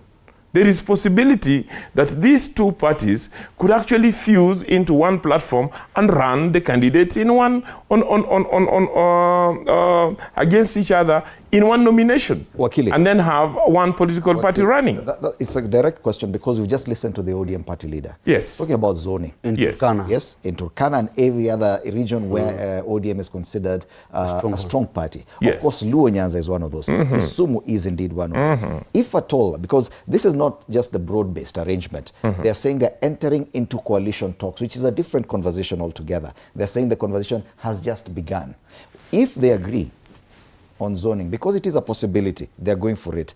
If they agree on zoning, would you support that? You are making a conclusion. That is yet. I said that is yet to be made. What I know, because I talk as an insider. You talk. A UDA insider. I talk as a broad-based insider. Okay? And talking as a broad-based insider, I know that the parties have agreed that both parties believe in two principles. One is the principle of democracy, two is the principle of inclusion, and that both parties are going to ensure that they win together, not apart, the next election. And that the next parliament, the next Senate, and the various majority of the county assemblies across the country are going to be broad-based county assemblies, parliament, and senate. Our technical teams are working on how that will work. But then the principles of inclusion, the principles of democracy, the principles of having everybody on board will work. And it is possible that they could run all candidates in one political party. I may be an outsider, but we all listen to what... we had it, Fred, and we had it from Oborodinga saying that in Turkana, they will make sure that that is a ODM ticket. It's going to be zoning, is going to happen. And this is something that they will do because definitely it doesn't make sense to have an ODM and a UDA candidate in Kisumu fighting against each other and losing the votes for another person. So to be honest, zoning will happen. Maybe not only on their side, even on our side as well. When many parties come in, they will have to do that so that they don't lose the race in some of the constituents. So this is something that is very clear. Secondly, Fred, I also want to put it very clear. You know, when Babu, Sifuna and other ODM candidates left and the support left ODM, even now the president is looking at ODM as something that he wish he didn't subscribe to. Because to be honest, what he's looking at is a structure and a shell. But if you look at the appeal, the public appeal and the people under the movement, many people are still registered as ODM voters. But trust me, ile mapenzi ya ODM, the feeling that this is my party is gone in most of the people. It's dead. So to be honest, many people have been trying to see if maybe Sifuna and Babu will come back to ODM, and they've just been hanging there. Even I was just in in Kisumu 2-3 days ago, and I can tell you, even the lakeside that they're talking about is broad-based. It's not broad-based. So many of them are saying one term. So even this demand by ODM that they must have the deputy or the running mate position, you think it's neither here nor there? To be honest, I wouldn't be shocked even that they would be kicked out of this arrangement. To be honest, I can even see the facial expression and how they're being, welcomed and everything in these kind of meetings. It's not the same importance they're being given as they were being given before. They're being invited to the meetings last minute, stuff like that, because surely they're not coming in with a basket full of stuff. They're coming in with something that has already been robbed off, and it's just a little bit of stuff inside. So to be honest, even me, if I was President Ruto, I would rethink my arrangement with them, because to be honest, what are they bringing to the table? You understand? And they're insisting now, that they want a deputy, and they're saying that even Kindiki should join ODM if he wants to be the deputy president. So this is like, and they've been repeating this continuously. So even the president is aware that this is a minimum, that the ODM wants a deputy seat. And that's fine. Let them do their thing. To be honest, Sisi Fred, tunataka tuendelee kusikiza. It doesn't matter, because in 2027, it will be irrelevant. This is what I'm trying to tell you, is because Whatever he's saying in Kisumu, people have built stadiums, people have built roads, people have built railways. Fred, people don't have something in their pocket. People don't have food on their table. People are struggling to take their kids to school. Today we have nurses on strike all over the country. You know, what is going on? You know, these are the key issues. People are looking at how they can make ends meet. And you're talking about a stadium that doesn't help the Mwananchi directly. You talk about a road and the fuel price is high and people can't even afford a car. You know, it's ridiculous. You know, priorities are being misplaced. You know what I mean? Like, we really need to focus on the key pillars, the cornerstones of our society. Education is so important, yet, you know, still it's a story that, you know, after a university will be offered for free till today. You know, we're coming from a government where education was free, coming into a government where now people are struggling to go to education and they're paying, every other day we're trying to pay bursary. So, you know, it's like you have a child, you're giving the child all the extras, you know, you give them a car, everything, but the minimum, love, food, a nice place to sleep, cleanliness, you're denying that child even freedom of being a Kenyan, expressing their views, you know, the freedom, you know, and even the security aspect. We were here the other day discussing that 149 killings were done, according to IPOA, by the police this year, from January till now. This was like last month. I don't know how the numbers are right now, but, you know, that's not a small number, Fred. So, you know, these are the things that people are more concerned about, yet people are talking about roads and stadiums and railways. And this is what we're trying to tell the government, that listen to the people and see where it pains them, so that we can action where it actually pains them. So in as far as this debate about the number 2 position, do you feel that Kithure Kindiki is safe in as far as being William Ruto's running mate for 2027 is concerned? That we can dismiss what ODM is demanding, the president doesn't need to worry about that?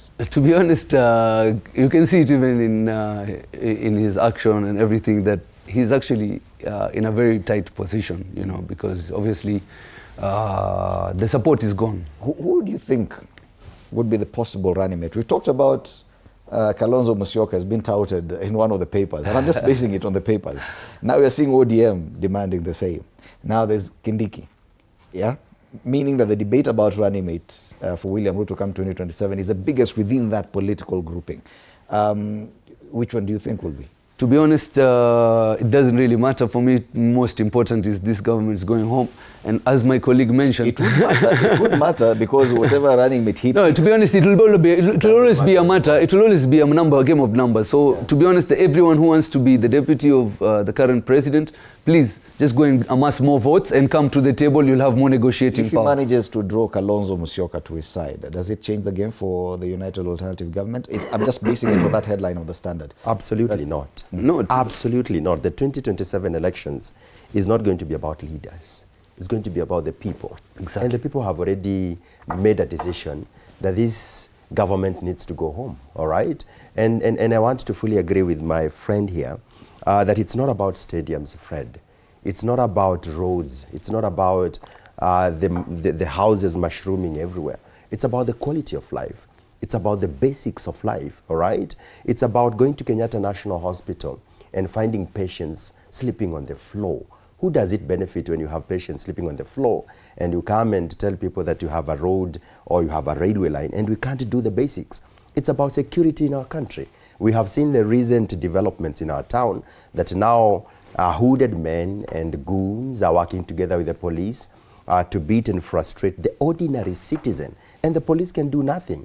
It's about the cost of living, Fred. It's not about affordable houses that nobody was, the payslip holders were never even asked a question about, all right? It's about really,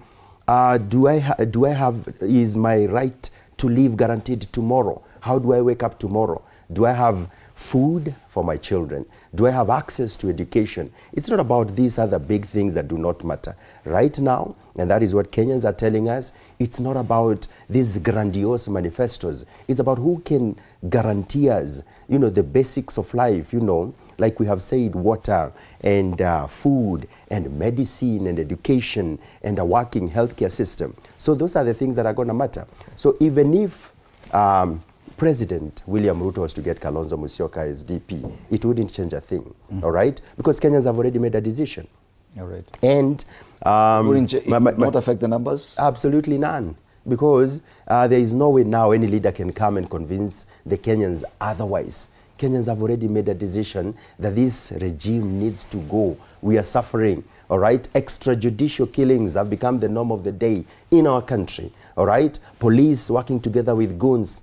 I was in Olkalau, I can give you a good example. I have not seen it anywhere else where you have goons in hooded masks on top of vehicles, shooting aimlessly in a peaceful town, and the police are watching, all right? We haven't seen such things. So it's about really life. It's not about leaders. Even if Ruto gets Oburu or gets Junet or gets Oparanya, it's not going to change any matrix. Kenyans are tired, and this time, the wise leaders need now to align with Kenyans, because you cannot convince Kenyans otherwise. They've already made their decision. Yes. But something that is also happening, and our Wakili here is mentioning, is that we must be alive to the fact that there is no clear spokesperson for a political party other than the political leader. And we have so many politicians living in denial, all right? So zoning is coming. Wakili, be ready for it. And you can be sure that Kisumu Central and Kisumu County in particular will not allow UDA to run, because that will be the last nail on the coffin for ODM in this country. And if at all the party leader is one to speak for the party, one party leader for UDA has been very silent on this issue about the running mate. Does it mean that would ensure safety for Kithure Kindiki? There are talks about Kalonzo Musyoka, and I'm just quoting the headlines today. I know you're not a fan of newspapers, Wakili, but this is a news review, and it is based on these newspapers, so we still have to talk about it. Kalonzo Musyoka for running mate position for President William Ruto, would that be something to even consider? I think to say that the president is silent would be to mislead Kenyans. The president speaks daily, but the president speaks daily on what is important to Kenyans, which is not important to the opposition, that is very excited about the headlines. The president talks about creation of employment, and hence in the affordable housing program, he's created almost 700,000 jobs, which the opposition is not offering an alternative on what to do when they say that they are going to stop the affordable housing project. The president is talking about creation of infrastructure, so that, our fish can reach Nairobi and reach Mombasa through the SGR and through the road, Rironi Mau Summit Road, faster than it would. And the people of Kisumu Central are extremely excited about that.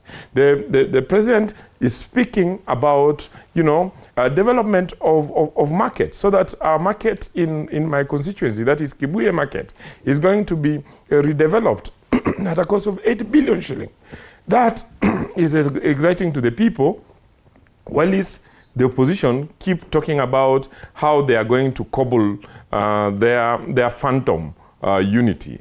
The president is talking about human development, so that RIAT, which was a TVET institution, is being transformed into a university at 8 billion shillings. So the point I'm trying to drive home is that this president is speaking, and is speaking on the issues that are important for him to the be people. Able to continue with with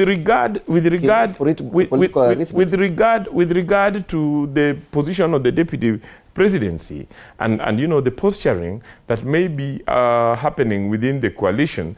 The president is the president of the Republic of Kenya. He is, by his position, the head of that coalition. And he must allow, because the coalition, one of the things that the coalition, emphasizes is democracy. So the membership and the various groups within the party to posture, to express themselves. And then ultimately he chairs coalition platforms which will make decisions. So I don't think it would be right to expect the president to come out to side with one side or the other. It is. I do not think that the president's deputy is incapable of defending himself. Professor Kindiki is a deputy president to a political party, a deputy party leader to a political party that has infrastructure, that has structure, that has membership, that has leadership. And so if you expect the president to come out tomorrow to speak in the defense or against one side of his awesome coalition, I think you will wait till the cows come home. The president is focused on delivery of development. The posturing will continue. The coalition will make decisions based on, the decision-making platforms within the party.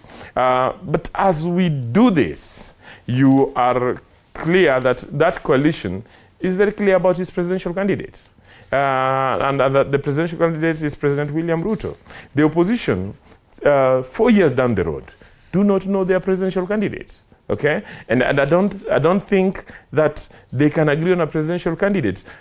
Sooner or later, I see the day one of them will insist that he must be the presidential candidate, because that is what is going to happen. Because they don't agree on the principles of what would define the presidential candidate. They do not agree on the method of choice. Each and every one of them thinks that if he's popular in his village, then that makes him have the right to have to be the presidential candidate. So on the other side, we are settled on the presidential candidate. We are running to deliver on the programs that the broad-based government had committed itself to, and we are oiling and refining the political machine in all the 40,000 plus polling centers. And when we roll out that electoral juggernaut, the opposition will remain to hold its breath in awe as President roams in by even a bigger margin in 2027. It's exactly Thank you. 377 days to the next election, more or less a year to the next election. We could talk about projects till tomorrow morning, but the fact of the matter is there are political alignments and realignments and political arithmetic. People are using calculators to know whether or not they stand anything. Now, if you look at the front page of the Star, and ideally this would have been the main story by the Star because they reserve. Do you believe that it is time for the exodus, political exodus to parties? There's an image there of the Nyandarua governor, Badilisha, moving to DStv. Do you see this trend continuing? Sorry, I don't have the copy of the Star. Could you show it to me? You could have this physical copy. Sorry, my man. Thank you.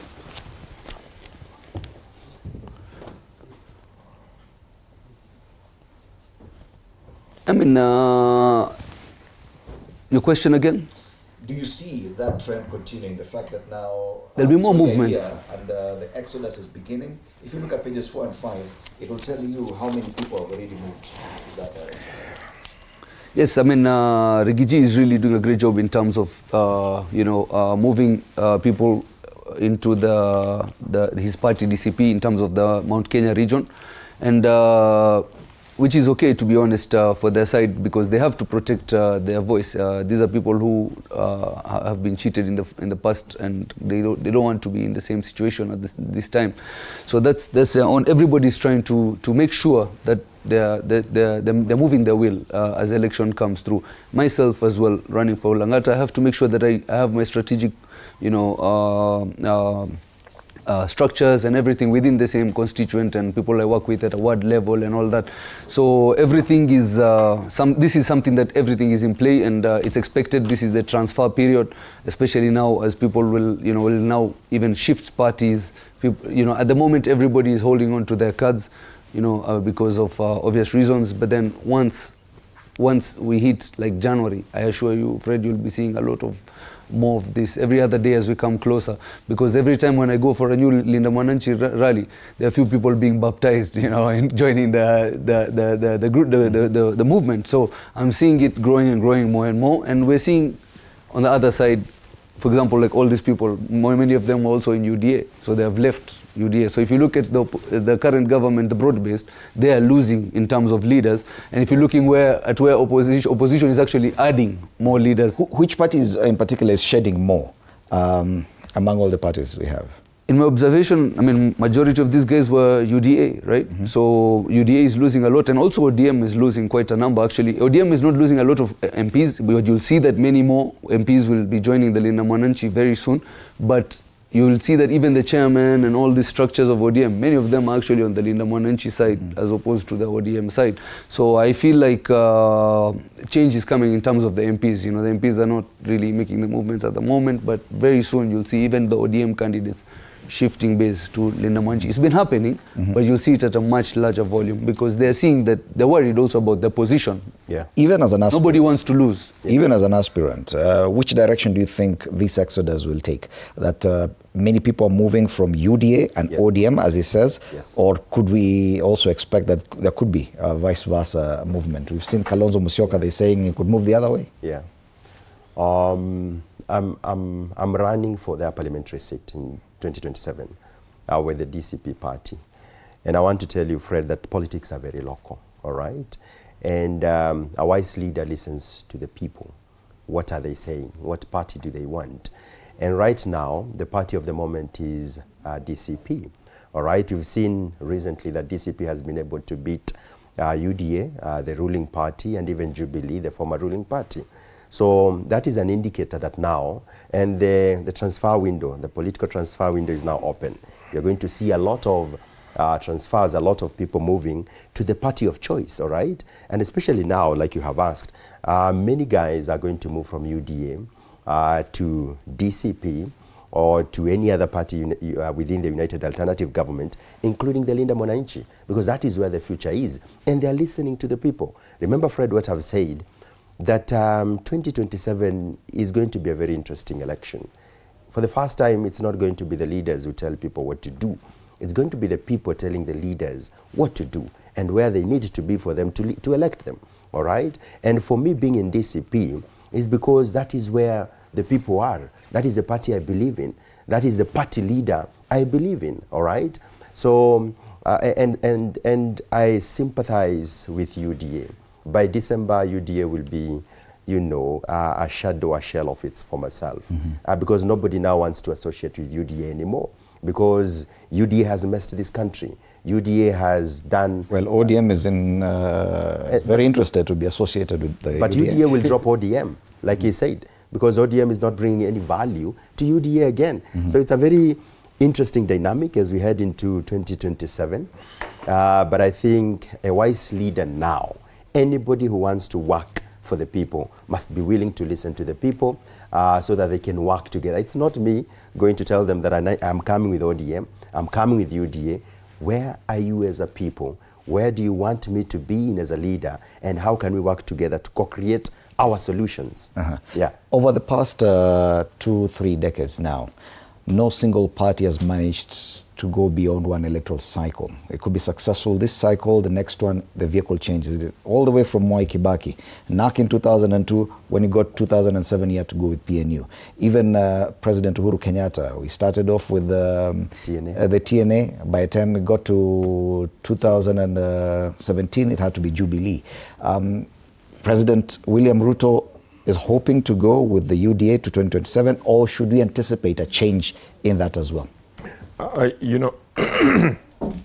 look at the substance, not the brand, okay? And the substance of the party is the existence of structures of the party that then mobilize the membership.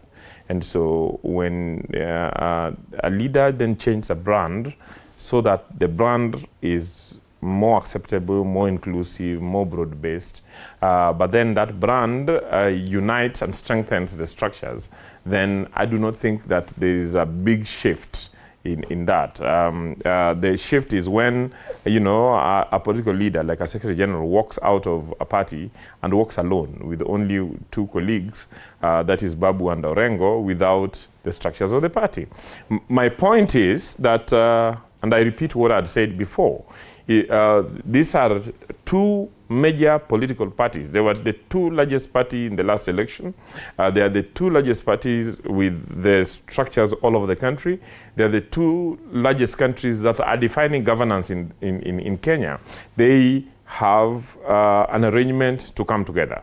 That arrangement could be that they run candidates separately. That arrangement could be, and we have, you know, precedents in that the parties could then collapse into one coalition party and run candidates under that one political party. So I think for purposes of communication, for purposes of ensuring that everybody feels to be part of the big coalition, any option is open. My point is that when that big machine is rolled, that big machine will be too big for the opposition to challenge. And my view is that we cannot judge Kenya, and I repeat this, I've said it here before, by, you know, the dynamics within, you know, one part of the country. So that, you know, Mount Kenya has a right and can decide to walk out of government, can decide to walk out of UDA, but that does not mean that Kenya has walked out of the broad-based government. Kenya is much bigger, and Kenya, to the exclusion of those who decide to exclude themselves, which in my view are very few, will still remain to support this broad-based arrangement. And as I've told you, because the opposition have no uniting principle apart from the fact that they want to remove President William Ruto. They have no manifesto. They have no governance framework. They have no development theory that is driving them and propelling them forward. The opposition is bound to crumble. And when it crumbles, the beneficiary of that, that crumble will be the steady, strong coalition that the president is continuing to build. So you're predicting that the exodus we're witnessing now could be in the opposite direction. When one governor in a 2 governors area, from UDA, 2 governors. Which governors are those? Kanata, Muranga, and as I've repeated, both governors are from Mount Kenya. Okay, so Mount Kenya can make its decision to walk into opposition. I mean, we made that decision in Kisumu and Nyanza in 1966. If all and governors, we can tell them the story of being in the opposition. My point, because Orengo cannot survive without the broad-based Would you dismiss an exodus of 3 governors from ODM in Luo Nyanza to a different party? Would you dismiss that as inconsequential? There are no 3 governors in ODM that I have said that it is possible that Mount Kenya has decided to go to the opposition. Okay, I've not denied that. And a good chunk of UDA support comes from that region. That is their political right, okay? The president does not need 100% of Mount Kenya. So long as he has the rest of Kenya, which I see him having, he only needs probably about 20% of Mount Kenya. And I'm sure that when the president goes out to campaign in Mount Kenya, he will get that. The door will still be open for Mount Kenya leaders who want to work with President William Ruto. But definitely Kenya cannot force Mount Kenya to be part of Kenya. If Mount Kenya wants... No. What have you just said? That Kenya cannot force Mount Kenya to be part of Kenya. To be part of Kenya. If Mount Kenya wants to exclude himself from the broad national coalition and then, you know, establish a small fiefdom with a dictator. Legally speaking, that cannot happen. No. You're talking about a secession. You know, what is called self-determination No. self-determination, a political, and when I talk about this, I'm talking about its arrangement in terms of political party and coalition So arrangement. if at all any part of Kenya is not part of UDA, they are not part of Kenya? No. It's not part of UDA. If they are not going to be part of the big national coalition that is going to be rolled out, it means they are not part of Kenya. Then they are not going to be part of a national coalition. Okay, they will have decided. They will have decided to walk out of the coalition that will form the next government. And I said this very deliberately. Why do I say this very deliberately? I said this very deliberately because even as the Mount Kenya leaders are posturing to have run out of government, Mount Kenya, the entire Mount Kenya, is about 17% in terms of population. Yes. 17% of the Kenyan population, which is significant. You are a lawyer. But they are 27% of the public service. So even in terms of representation in government, Mount Kenya is still more represented in the UDA government than their population. I'm still challenging your name, your comment. I'm still challenging your comment about Mount Kenya not being part of Kenya. Because going back a few years, the Coast region threatened not to be part of Kenya. They threatened secession. Can they be allowed to secede? I have not talked about secession. I have not talked about secession.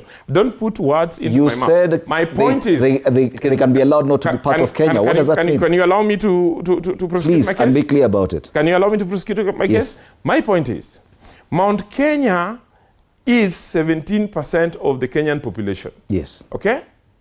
Mount Kenya is currently, if you look at the statistics of the public service, the Mount Kenya communities are 27% of the public service, which means that this government is a Mount Kenya government.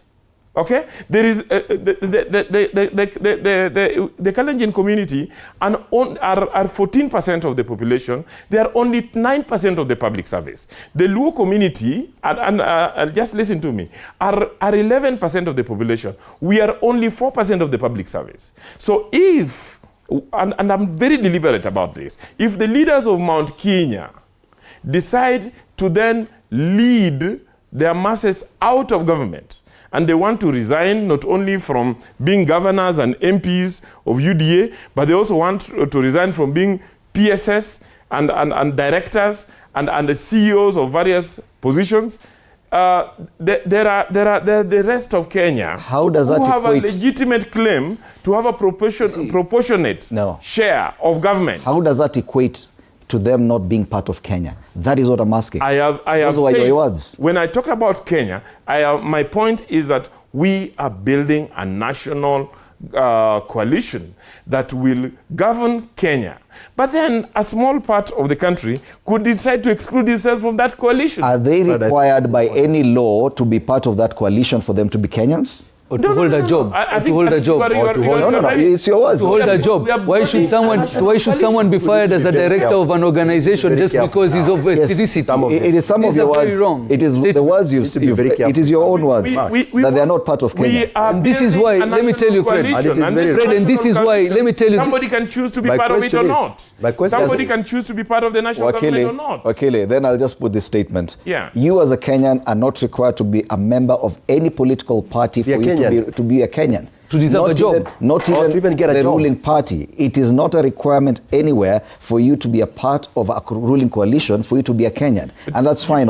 Let's continue this. No, to be honest, being a Kenyan let me tell you, not tantamount to belonging. He's an insider. Let me tell you, he's an insider of the broad-based. And let me tell you, this is exactly why people are leaving the broad-based. Because, to be fair, this is the kind of mentality they have, whether if you're in with us, you deserve a piece of the cake. If you're not a Kenyan and you don't deserve anything at all. So even if you are in government and you're not supporting the current government, your job will actually... I have people supporting me as the incoming MP of Langata. They've been stripped of so many things right now as we speak because of the fact that they're supporting me, who is on the opposition. So to be honest, this is something that is very dangerous for our country. Everybody should have freedom of choosing which direction. It's not even about, as he mentioned, about how much votes you bring, then how much of public service jobs you need to give, to be honest. Everybody should be given a job based on merit, especially down here. When it comes to PSs and CSs,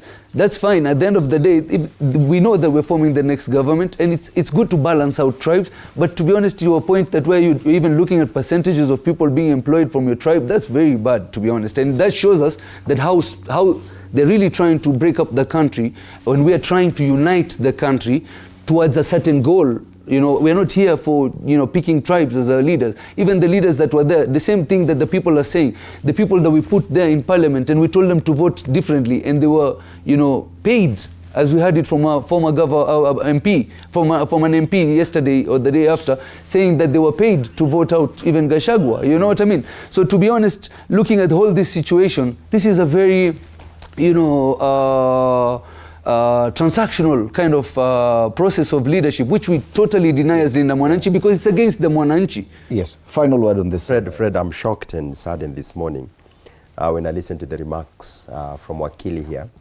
One thing we must understand is that he now calls Mount Kenya a small village. I want to remind him that 86% of Kenyans from Mount Kenya region voted for this government. All right, and that constituted about 47% of the total votes that William Ruto got. It's so sad to see that now the people working closely with William Ruto are the people reducing, you know, Mount Kenya to the small village that they keep talking about. But I want to say that I'm not shocked. I'm not surprised again if this is the kind of mentality that UDA has. This is the kind of you know, vision that UDA has, that you need to be of this particular tribe to get this particular job, that you need to be in UDA for you to get this particular job. And again, I'm still struggling when he talks about a national coalition. How do you say it's a national coalition between a dying ODM and a UDA where everybody is exiting? How is that a national coalition, ignoring DCP, ignoring alternative government, ignoring Linda Mwananchi? That is the force that is coming. And again, the broad-based colleagues must not be able to dictate to us what to do. We know when we are going to pick a single presidential candidate. We know what we want to do for Kenyans. Let them focus on the remaining 12 months because they only have that time to leave government, and let them allow us to be able to do our own things. We know when we are going to pick our presidential candidate. And history is a good teacher, all right? Mwai Kibaki in 2002, representing the National Rainbow Coalition, was picked just about 4 months to the election, all right? When people had already come together, put policies together, and agreed that this is the man we want for the job. So, and I think as leaders, we need to be careful with the remarks that we make. Wakili, I'm going to give you a minute and a half. I'm hoping you'll correct that statement. I'm shocked again to hear that if Mount Kenya decides not to be part of Kenya, they can decide to leave just because they're exiting a dying UDA. I'm shocked. A minute and a half, final comment. The Kisumu has no cabinet minister. Mount Kenya has 8 cabinet minister, 17 PSS. If Kisumu votes for the broad coalition government and the broad coalition arrangement wins election in the next election, whilst the entire Odhaya or Nyeri decides to vote for Rigathi Gachagua and they remain with him in the position, should Kisumu get a cabinet position or not? Should it continue to remain with that cabinet position? My point is this: Mount Kenya has a choice. It can choose to vote for the opposition, or it can choose and go to the oblivion, or it can choose to remain with us in government. All right. Simple. One time is real, Fred. One time is real. One time is real. It's coming. All right. Thank you so much. Thank you so much, Wakili Joshua Nyamori, advocate of the High Court, also an aspirant for the Kisumu Central seat. Haji Omar, MP aspirant Langata, and Anthony Gitonga, MP aspirant for the High constituency, our panelists this morning. Asanteni sana for your time at TV47.